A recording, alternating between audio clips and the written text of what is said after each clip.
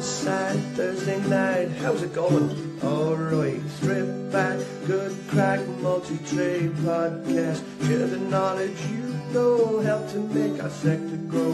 Everybody's learning from experts and the journeyman. Insights. This podcast is coming to you from the Robus headquarters in Dublin, Ireland. Robus are the world's leading LED lighting company. So make sure you head over and download the My Robus app and see what they have on offer. Inside the Stripped Back podcast comes to you in association with Snickers Workwear Ireland. Covering you for all your workwear needs, head over to snickersworkwear.ie and find your local stockist. Right, back for another overload, and like we always do with this, it's just off the cuff. And I guess we'll just talk about whatever you've got written on your phone there, or anything that's happened to you today in work. Or well, like what we do maybe once or twice every season, the questions come in over the last couple of weeks, and we've been putting a question to our listeners and, you know, some of the people we know in the trades, and it was more like controversial questions. So ask us something controversial about the trades and we'll bring it up and we'll answer it. yeah, So I have a list, must be about 30 questions here. but that's from the fucking list that we put out last season, and we didn't get through even half of them last time. And some of them are from that, and then we've lads on regularly, you know, bringing up topics and stuff like that where we were able to change them into questions. But there were some really good ones, so I said, I think we'll go for that this week because it's a bit of crack as well, isn't it? Yeah, sure, why not? Well, here's the first one for you, right? Go ahead. Might apply more to me, but I'd like to hear your thoughts on it. Yeah, everybody does. Should customers be allowed to supply their own materials? No. No, look, I think it's a loaded question with a double-barreled answer, I think, and right down to the fact of when the shit hits the fan, it creates so much more hassle and so much more headaches. And I've had it recently on a job where, and it's a big client has supplied light fittings that they got off what I would think is Temu. I don't know where they've come from, but the box arrived anyway. I've done the full installation, wired in the switches, wired in up to the light fittings, and connected up the light fittings over 2 doors. And it's a box that scared me when he handed them to me, because the big writing on the box was comes with no warranty. Right? You're so joking. straight away I was thinking, where are these come from? So your Definitely weren't from Robus. No, definitely not. And I don't think you'd be dealing with any issues now if you're installing them. And funnily enough, I actually ended up having to use one of the Robus lights just to prove that it was his problem and not mine. But I'll get into that now in a second. So wired up everything, all working, lights connected, lights in position and power on, and fittings dimming straight off the bat, like LEDs, trying to figure out what the issue is. Yeah. I'm convinced it's not my problem, that I've done everything right, but you know yourself, you get into your own head and you go and spend a bit of time and you're checking your neutrals and you're checking your connections. Everything's good, everything's tested well, so you're losing the plot, like, you know. Yeah.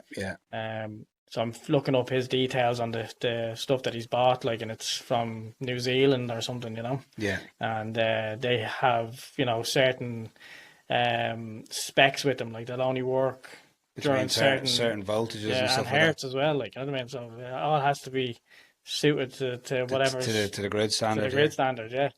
So, you know, we've done all the work, and yet they don't want to pay out at the end because it's not working. Yeah. But it's not working because of their choice of gear that they've bought. Now that's only a single, like, you know, explanation. Now what I done was I had to prove. So I had a Robus light in the van and went up and just swapped it out. Took the cables out literally and just connected them in there in front of him.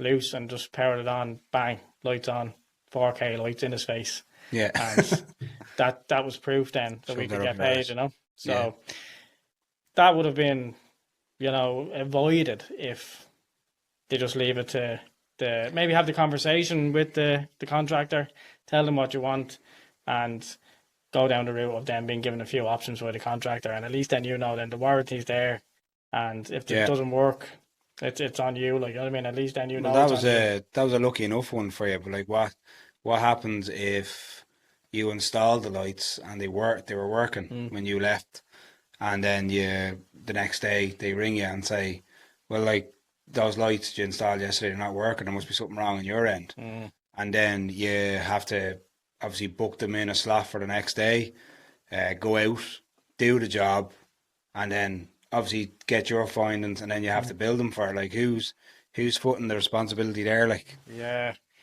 like that's an argument that there's going to be no winner. Like, you know. Yeah, and I think that does, like, at what point when you are pricing the initial job do you put into your stipulations that only supplied products by you can be used?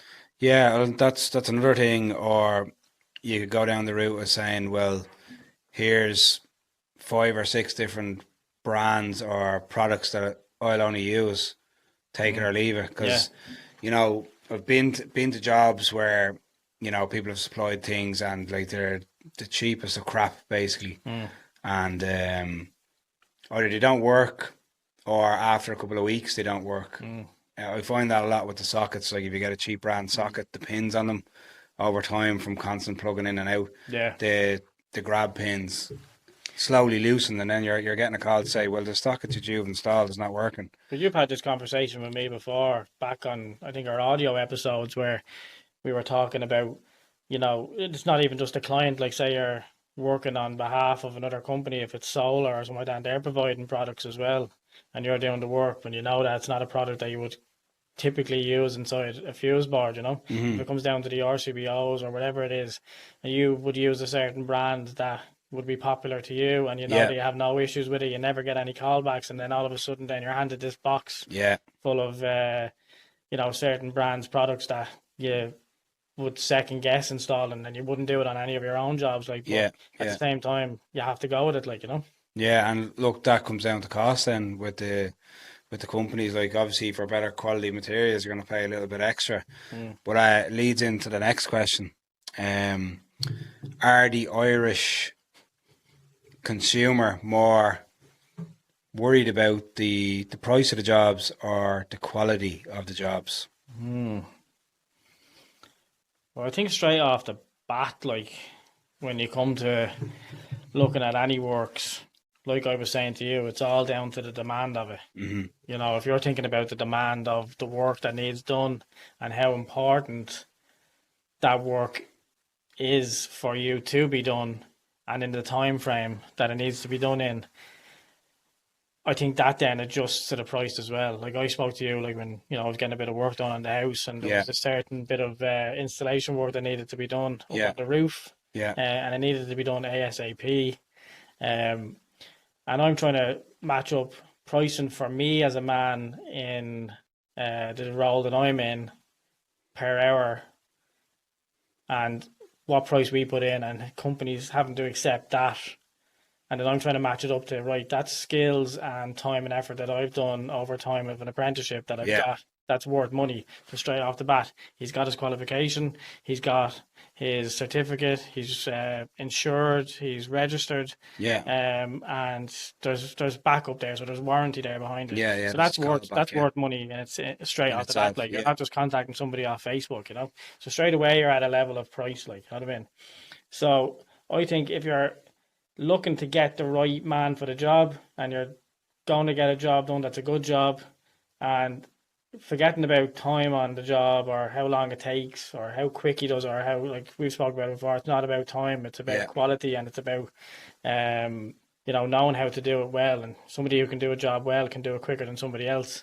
But if you're that interested in price, I think you may as well go looking on the job boards on Facebook and these, you know, roll in, roll out. I just think that's where you're going to end up, because I wouldn't like, as somebody like yourself, like, who has put time and effort into their career and into their qualification, and then has put time into transitioning that then into a company, who you want to be respected to be getting into a dogfight with these guys that, you know, might not have the same skills and capabilities of you, you know what I mean? Yeah, well, I was only mentioning to you earlier on, I put the question to you, did you think a 2.5 hour call out was expensive for €300? And you kind of said, well, what was it for? So I shared the story with you for the job we got, I think it was 2 Fridays ago now, where a customer's towel rods weren't working. So there's 4 towel rods in the house, and none of the towel rods worked. There had been 2 electricians in beforehand, couldn't get to the root of the problem. So I threw it through another company that we do work with. I said, right, I'll go around and have a look, no problem. Brought all the materials that I thought could be the problem. Spent about an hour looking around, getting the feel for the job, taking out cabinets and getting into the underfloor manifolds and the cylinder and stuff like that. And then traced all the cables basically and found out that it was a faulty heat miser thermostat, the ones that can be used as time clocks as well. So basically they had the towel rods on a time clock, but they had a surge, so they had no surge protector in the board. They had a surge, and actually two of the heat miser time clocks basically blew up, and it was also stopping them controlling their hot water as well. So it was hot water and the towel rods. Facilities like Vital facilities. And I put the question to you then: is if your radiators weren't working and I told you it would be £300 to fix them and everything would be okay, would you pay it? And you said, yeah, 100%. So that in the same circumstance, the customer or the person I was doing the job for, when they got the bill, were like, well, Jesus, what's that for? Like, you were only there 2.5 hours. But I put it to him and I just said, look, like, I got the job done, so you're paying for that service of getting that job sorted. And also, I wasn't there that long, so I didn't really disgruntle the customer too much either. And they seen that I knew where I was at. I went in, got the job done, and all good for the weekend. Then hot water for the weekend, towel rods done. And it was I want to say it was a substantial property down the south side of the city. Like, there was, and it wasn't priced because of that. It was priced just to be fair. And, you know, I don't see the issue. Up, like, with the company I'm with now, like, if we rocked up to any critical client that we have that's trading, like, you know, and power's down and something needs to be found, and we get in and we do the job quick and we get out, like, there's no question on it, because they can see the I think the value in working fast, but working because you know how to work fast. You know why you're working fast. Working fast only means that you've come across the issue before and you know what to be looking for, or, you know, you've time served skills that have, you know, been able to be utilized during that, you know, call out that will get this client back up and running. And I think for anybody to question it after the fact, considering that you've got people back to a status quo of a lot of facilities working, convenience and stuff, I think it's a kick in the teeth.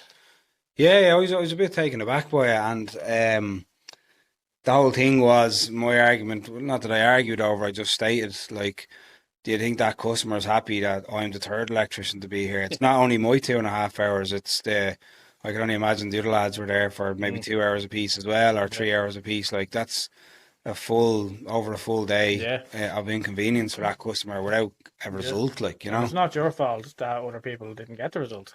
Yeah, like, and I'm sure if I went straight to the customer and charged them that, because we were doing it through a contractor, like, if we went straight to the customer with that, I'm sure the customer would have been delighted with it. That's the difference, I think. I think that is it, because the emotional aspect of it is cut out between the middleman there. Yeah, they're only seeing the hours. The question that you asked there, like, is would you pay somebody to fix your heating in the depths of winter or autumn or whatever, like, in my house, like, in order to have, you know, a hot house for your kids and family and all?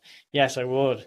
But at the same time, when there's somebody trying to make a cut out of it as a middleman, it changes the game altogether. It's a different question. It's, would you pay someone else to go and fix someone else's heating? So, I think that answers the question. Yeah. There's one here that I had written down, and it's not one, because I've sort of taken myself out of this game for a while now, because I don't do much nixers and stuff like that, unless it's for, you know, direct family members.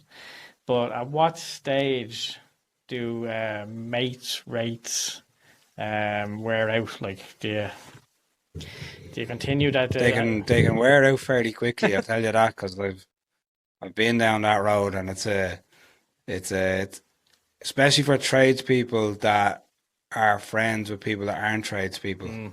It's a one-way road. Like if you know someone that works in an office, like, you're not going to say, "Oh, can you print me out something?" or like, can you do a bit of admin or something like that? That just doesn't happen. But when you're a tradesperson, you're definitely taking advantage of, and like you do things for a family, like, but very, very immediate family. If there's anyone outside of your immediate family, I'd be a bit reluctant because of it's one of the reasons. That's what I said. Like, I would have, done stuff like, if it was your mother and father ringing something in the house or something he's doing, like, it's one thing, and then you're only thinking to yourself, like, when you have like one of your mates ring you, and then your mate's dad then rings you, and then it's like, the sister of a friend, and it's just like the number is being passed on and on and on, and the conversation is being had, like, oh, sure, he looked after me. So he'll probably look after you, like, and then there was no agreement to that, like, so where does that agreement end? Like, and then you don't want to have that conversation with a friend, like, we're saying, like, look, I'm doing this for you, like, but don't push me say name it, around. you know what I mean? So it's just like, it's an awkward one, like, to get into a conversation with a friend about, I think, like, you know what I mean? Yeah, and at the same time, then, like, it does get very awkward because they're trying to pay you and stuff. Then you never take what it was worth. You're always at a loss. And then that's set a fucking standard then for the future then as well, for future jobs. At the end of the day, if somebody's trying to hand you something, you throw them back to 50, or you throw them back whatever, and the price is set. Yeah, something comes up again, like, they just think, well, he's not going to charge me, so I'll ask him, like, you know what I mean? Yeah. But yeah, I think it's a dodgy one. I think, especially for family. A one and done unless it's an emergency. Yeah. First time, good deal. Second time. Yeah, I won't be back again, basically. But it is like you said. I've done work for friends, and you don't get. You get a thanks, like literally a thanks, and that's it. Like, you know what I mean. You don't get.